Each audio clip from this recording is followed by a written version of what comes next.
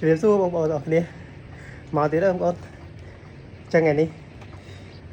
mình dầm nua vì bông bông chỉ tràn thì có xuống và thà thơ mách đậm bay ở miền sau cái phim đó tại vì thời thơ mách miền bông ôm mà chỉ muốn quật miền bánh hai chục ngư trên đâm pe đài quật bạc mở video này nôm vì chục ngư nông từ thơ mách chẳng quật đằng hayបន្ទាប់មកគាត់ទៅមើលវីដេអូគេផ្សេងមួយទៀតគេណែនាំឲ្យធ្វើម៉េចគាត់ដឹងទៀតបាទឧទាហរណ៍ថាអ្នកជំងឺទឹកនោមផ្អែមអញ្ចឹងគាត់បើកប៉ះវីដេអូគេណែនាំពីការព្យាបាលនិងការថែទាំសុខភាពផ្អែមសុខភាពទឹកនោមផ្អែមបាទសំទោសដល់ពេលអញ្ចឹងគាត់ដឹងច្រើនគាត់សួរច្រើនគាត់ដឹងច្រើនបាទហើយសូមអរគុណដល់បងដែលមានសំណួររឿងសំណួរតែណាក៏អាចសួរបានដែរហើយរឿងចម្លើយអ្នកដែលដឹងបានគាត់អាចប្រាប់បានអ្នកដែលគាត់បានធ្វើហើយទទួលបានលទ្ធផលបាទអញ្ចឹងបានគាត់អាចប្រាប់បានជាពិសេសគាត់សួរសំណួរទៅកាន់លោកគ្រូពេទ្យឬគ្រូដុកទ័រអានឹងគាត់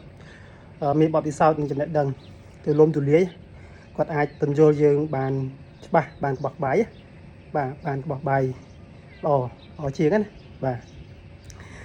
សំណួរសួរបទទៅក្រោយវិញថានៅពេលដែលគាត់មានបញ្ហាសុខភាពឬក៏គាត់ចង់ថែទាំសុខភាពគាត់ដឹងពីរបៀបអស់ហើយតើពេលណានេះសំណួរបន្ទាប់តើពេលណាគាត់ចាប់ដើមធ្វើតើពេលណាគាត់ចាប់ដើមយកអ្វីដែលគ្រូពេទ្យណែនាំមកអនុវត្តឧទាហរណ៍ថាពេលដែលយើង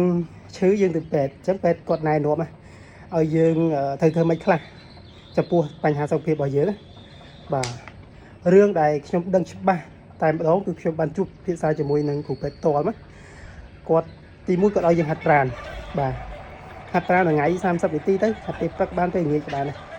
ហាត់ដើរក៏បានដោយរត់ក៏បានដោយកន្លែងចូលជីមក៏បានដែរទីមួយហាត់ប្រាណទីពីរគាត់ឲ្យផ្លាស់ប្ដូររបបអាហារផ្លាស់ប្ដូរយ៉ាងម៉េចជំងឺជាច្រើនកាត់ចេញពីការហូបចំណីអាហារដែលมันល្អមិនមានប្រយោជន៍ដល់សុខភាពរបស់យើងបាទអញ្ចឹងគាត់ឲ្យយើងផ្លាស់ប្ដូរមិនកាត់បន្ថយជាតិផ្អែមកាត់បន្ថយគ្រឿងស្រវឹងកាត់បន្ថយអាហារសាច់កាត់បន្ថយអាហារគ្រឿង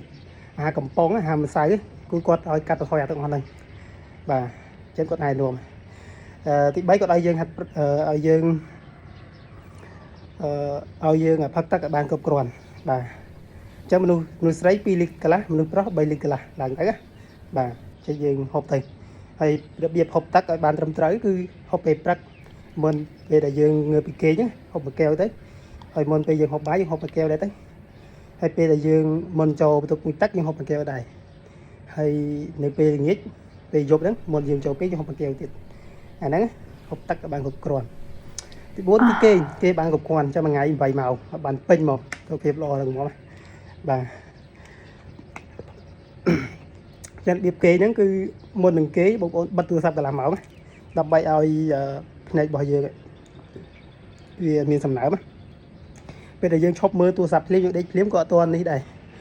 ក៏អត់ទាន់ដេកភ្លាមដែរដោយសារតែក្របភ្នែកយើងវាស្ងួតអស់បាទ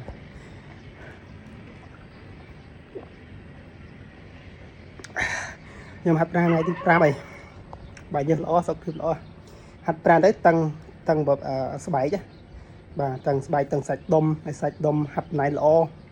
សម្បីតែទឹកមុខរបស់យើងក៏ផ្លាស់ប្ដូរដែរពីខ្ញុំមានប៉ុណ្ណឹងបងប្អូនអរគុណច្រើនណាស់សម្រាប់ការមើលវីដេអូសូមជួយ like ផងសូមជួយ follow ផងណាអរគុណបាយបាយជម្រាបលា